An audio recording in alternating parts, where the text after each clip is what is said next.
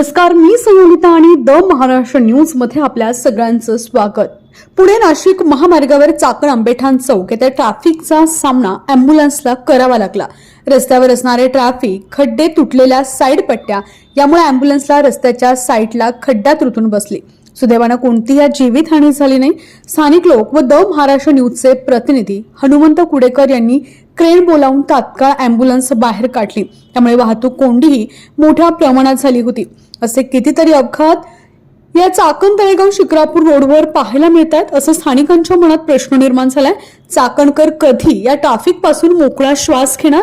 आमदार खासदार मात्र इतके कोटी मंजूर झाले, चाकण महामार्गासाठी तितके कोटी मंजूर झाले असे बॅनर रस्त्यावर मात्र पाहायला मिळतात। प्रत्यक्षात रस्त्यावरील एकही खड्डा बुजवला जात नाही किंवा सर्व्हिस रोड वाढवला जात नाही। मग मंजूर झालेले पैसे जातात कुठे, असा संतप्त सवाल आता नागरिक विचारतायत।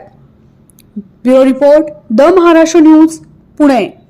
आपल्या भागातील महत्त्वपूर्ण बातम्या पाहण्यासाठी आजच आमच्या चॅनलला सबस्क्राइब करा आणि बेल आयकॉन प्रेस करा। आणि तुम्ही जर आमच्या बातम्या फेसबुकवर पाहत असाल तर आजच आमच्या फेसबुक पेजला लाईक, शेअर आणि फॉलो करा।